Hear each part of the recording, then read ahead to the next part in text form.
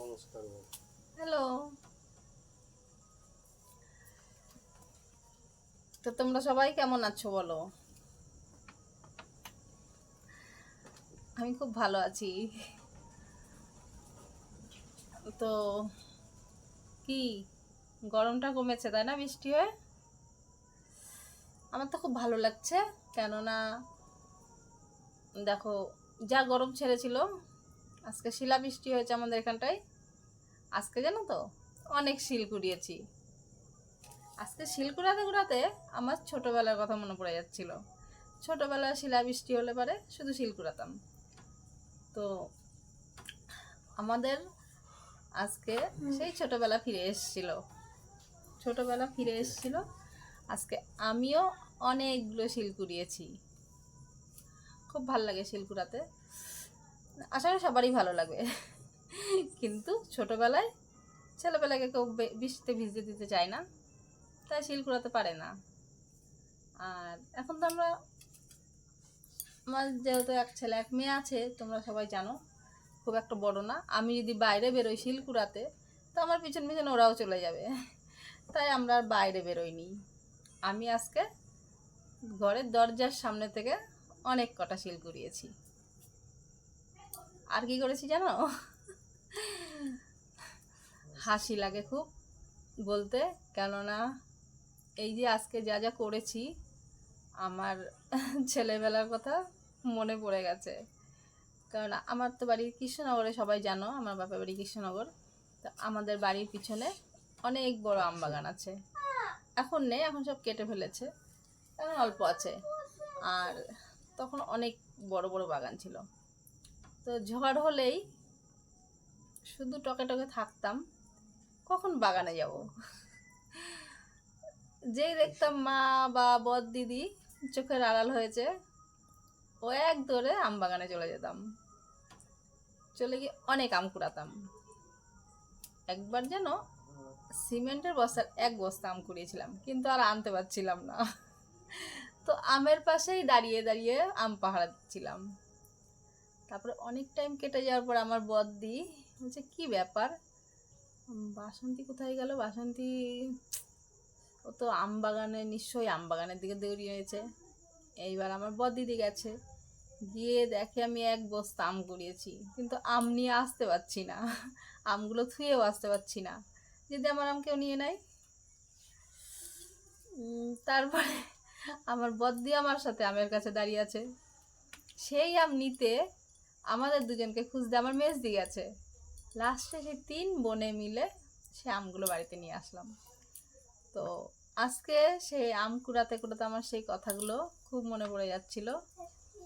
তো দেখো আজকেও এত ঝড় হয়েছে, এত হাওয়া হয়েছে, তা আমাদের গাছে আম কুড়িয়েছি আমি আজকে। এই দেখো, এই দেখো, দেখো কত বড় বড় আম হয়েছে, অনেক কটা আম কুড়িয়েছি। এই দেখো, আমের আচার করব, চাটনি করব, টক করব, সব করব। এই দেখো, দেখো আজকে আমি কতগুলো আম কুড়িয়েছি। আমগুলো কুড়াচ্ছিলাম আর হাসছিলাম। তো আমার হাজবেন্ড বলছে, কি ব্যাপার তুমি হাসছো কেন? এতগুলো আম, সব কাঁচা আম পড়ে যাচ্ছে, আর তুমি এর মধ্যে হাসছো। তো আমি তো আর বলতে পারছি না আমার হাজবেন্ডকে যে ছোটবেলায় আমি বাগানে গিয়ে আম কুড়াতাম। যাই হোক, আমগুলো কুড়িয়ে আজকে আমার খুব খুব ভালো লাগছে।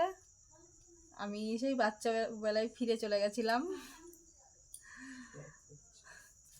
তো তো বলো তো বন্ধুরা, এই আম দিয়ে কী খাবে? আমি তো চাটনি করব, আচারও করব। আম তেল না, আম তেল করবো না। তো তোমরা কি কাঁচা আমের আচার খাও? তো বাড়িতে করা হয়, করে খাবে, খুব ভালো লাগে। কিছু কিছু সময় আছে যেটা শ্বশুরবাড়ি এটা সেটা করতে করতে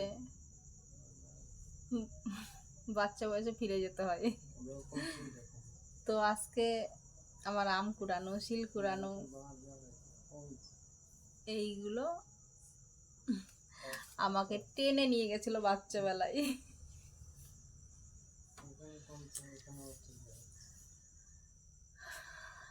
আবার একটা ব্যাপার আছে, একটা কথা আছে, সেটা আর কি বলবো, সেটা বললে খুব খারাপ লাগে, দুঃখ লাগে। এখন অতটা মনে হয় না, কিন্তু আমি যখন বিয়ে হয়ে আসলাম শ্বশুর বাড়িতে, তখন আমার বদ্দির কথা খুব মনে পড়তো, জানো তো। বদ্দির কথা মনে পড়তো এই কারণে কি, আমার বদ্দি আমাদেরকে অনেক ছোটবেলার থেকে নিজে মানুষ করেছে। তো যখন আমি শ্বশুর বাড়িতে আসলাম, ধরো বাপের বাড়ির জীবনটা, প্রথম ভিডিও তো তোমাদের বললাম, শ্বশুর বাড়ির জীবন বাপের বাড়ির জীবন অনেক আলাদা, আকাশ আর পাতাল। বাপের বাড়িতে খিদে পেলেও মনে হতো না যে ভাত বেড়ে খাই, তো ঠিক আছে ভাত বেড়ে খেতে ইচ্ছে হচ্ছে না, খাবো না, তখন মা বা বড় দিদি বা যাই হোক, বড় কাকিমা টাকিমা যাই হোক, তারা বেড়ে দিত। আমার ক্ষেত্রে আমার বদ্দি বেড়ে দিত। স্কুল থেকে আসতাম, তখন হয়তো ভালো লাগছে না, ক্লান্ত লাগছে, খিদেও পেয়েছে, ব্যাগটা রেখে হাত মুখ ধুয়ে বসে পড়লাম, ইচ্ছা করছে না ভাত বেড়ে খেতে, ভাল লাগছে না, ভাত বেড়ে খাবো না, বসে পড়লাম।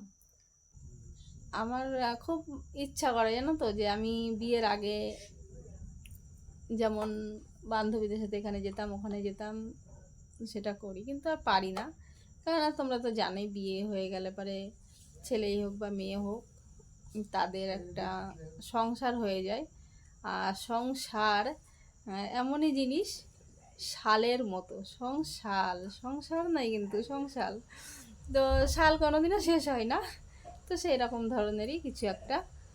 তো আমি চাই আমার এই ভিডিওটা অবশ্যই জয়ার হাতে পড়ুক, মানে জ্যোৎস্নার হাতে পড়ুক। জ্যোৎস্না, তোমার হাতে যদি কোনোদিনও এই ভিডিওটা পড়ে যায়, তুমি নিশ্চয়ই জানবে আমি তোমাকে এখনো মিস করি, আর আমি তোমার সাথে প্লিজ দেখা করতে চাই। দেখা তো দূরের কথা, আমি কথা বলতে চাই তোমার সাথে। তো তোমরা প্লিজ, যদি ভালকর কেউ হয়ে থাকো, প্লিজ আমার জয়াকে ওরফে জ্যোৎস্নাকে প্লিজ আমার ভিডিওটা পৌঁছে দিও। যদি পৌঁছে দাও, অনেক কৃতজ্ঞ থাকবো। কি আর বলবো বলো, আসলে অনেক আনন্দ মুহূর্তে ওর সাথে কাটিয়েছি। কলকাতায় যখন নার্সিং করতাম, তখন আমরা সব একই সাথে থাকতাম, একই হোস্টেলে ছিলাম।